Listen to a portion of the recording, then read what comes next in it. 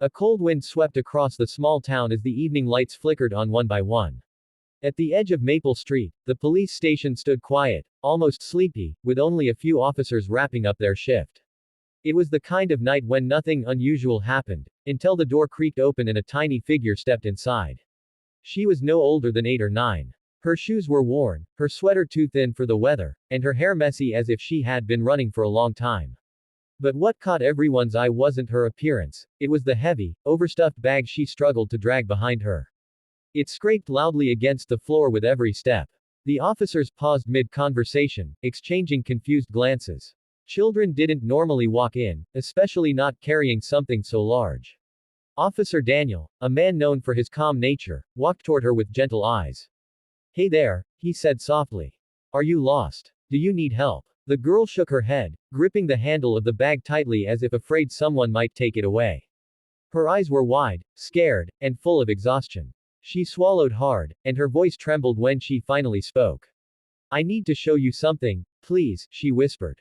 Daniel knelt down to her height. "Okay. You're safe here. Whatever it is, we'll help you." But something about the way she held that bag made the hairs on the back of his neck stand up. It was far too heavy for her size, and she struggled just to keep it steady. A strange fear tightened in his chest. "What's your name?" he asked. "Alia," she murmured, eyes dropping to the floor. "I didn't know where else to go." Another officer approached, curious. "What's inside the bag, sweetheart?" Alia's fingers trembled as she tugged the zipper halfway down. The moment Daniel caught a glimpse inside, his heart skipped a beat and panic shot through him. He immediately zipped it back up and stood up quickly. "Everyone, clear the lobby," he ordered. His voice was sharp, urgent. Officers stopped in their tracks, startled. Something serious was happening. Alia flinched at the sudden change in atmosphere. Tears welled up in her eyes, but she didn't step back. Instead, she hugged the bag protectively. Daniel softened his tone again and crouched down. "It's okay. I'm not angry. I just need you to tell me where you found what's inside." The girl wiped her eyes. "I didn't find it," she said shakily. "It's mine." Daniel blinked. His confusion deepened. "Yours?" She nodded. "I've been hiding it, since yesterday." The temperature in the room seemed to fall. Something in her voice held too much fear for a child her age. Daniel gently guided her toward a chair and sat beside her. "Alia, listen to me," he said softly. "You're safe here. But I need to understand what's happening. Why were you hiding it? Why bring it here now?" Alia clutched her hands, breathing unevenly. Because he was coming back tonight," she whispered. Daniel exchanged a silent look with another officer.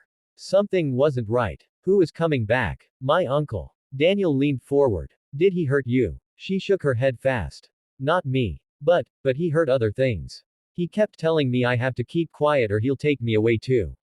"Take you away where?" Daniel asked. "I don't know," she whispered. "Somewhere no one will find me." Her voice cracked, and she finally broke down crying. Daniel placed a gentle hand on her shoulder. "You're safe now. No one is going to take you anywhere. But I need to know what's in the bag. Can you trust me?" Alia hesitated, staring at the floor. After a long moment, she nodded slowly. Daniel carefully opened the bag, this time with controlled calmness. Inside was a pile of items, small clothes, a blanket, a notebook, and something wrapped in a towel. When he lifted it gently, he understood why she had been so protective. It was a baby's belongings. And beneath them, a newborn. Alive, awake, crying softly. A collective gasp filled the station. Daniel immediately picked the baby up with careful hands, his panic now replaced by urgency of another kind. "Alia," he said with a steady voice, "who does this baby belong to?" She sniffled, wiping her tears. "My cousin, my uncle's baby. He said the baby was a problem. He said no one should know. He told me to take the baby away before he came home today." Daniel felt his jaw tighten. "He left you alone with a newborn." She nodded. "And told you to get rid of it." Alia hesitated but then whispered, "Yes." The officers froze for a moment, the weight of the situation sinking in. But Alia wasn't done. "I didn't know what to do," she cried. "I didn't want the baby to get hurt. I didn't want to leave her outside or somewhere bad. So I took her and ran. All night. I hid in a playground until it got cold. Then I went to a shop's back area. Then I came here because you have to help people, right?" Daniel's chest tightened. "Yes, sweetheart," he whispered. "We help people. And you did the right thing." He wrapped the baby in a warm blanket as two officers rushed to call paramedics. Another officer brought Alia a hot drink, and she held it with shaking hands. Daniel sat beside her again. You were very brave, he said. You protected her. Alia's voice lowered. Will he come for me?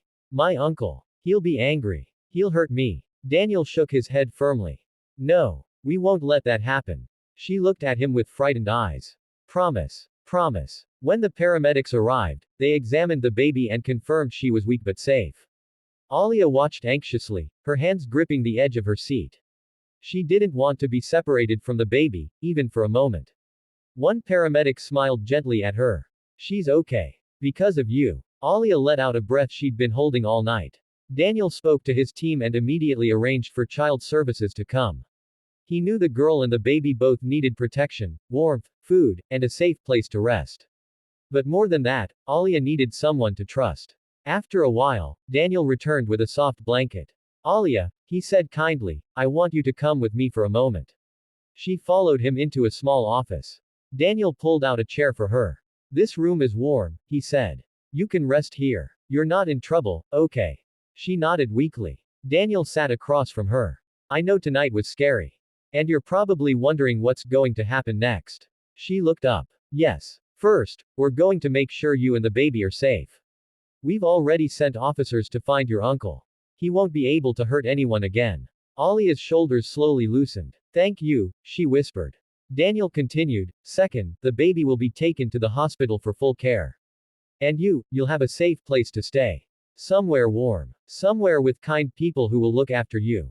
Do you understand? She nodded again, though her eyes filled with fresh tears. But, can I see her again? The baby. I don't want her to be alone. Daniel smiled gently. You can see her. We'll arrange it. She wiped her eyes, relief softening her features. Hours passed. Officers moved around, reports were filed, and Alia rested in the office chair, wrapped in the warm blanket. She hadn't slept in almost 2 days. Eventually, her eyes closed and she drifted into a deep, exhausted sleep. When morning arrived, sunlight streamed through the station windows. Daniel checked on her and found her curled up. Peaceful at last. He didn't want to disturb her, but when she woke up a little later, she smiled shyly. It was the first smile he had seen from her since she arrived. He knelt beside her. Good morning, brave girl. She hugged the blanket. Good morning. Daniel then took her to the hospital to meet the baby. The moment she saw the tiny bundle wrapped safely in the crib, she burst into tears, relief tears this time. She gently touched the baby's hand and whispered, I'm here. I won't leave you. Daniel stood at the doorway, watching the two of them. He realized something profound. Sometimes heroes come in the smallest form. Sometimes courage looks like a little girl walking alone into a police station in the middle of the night, dragging a heavy bag, refusing to let harm come to someone who couldn't protect themselves. Alia was placed with a caring foster family. The baby, too, found a safe home. Months later, Daniel visited them both. Alia had grown stronger, happier, no longer living in fear. She told him she wanted to become someone who helps others, just like he helped her. Daniel smiled proudly. You already are, he told her. That night, you saved a life. And she did. Because sometimes, the bravest thing a person can do is take one step toward hope, even when it feels impossible.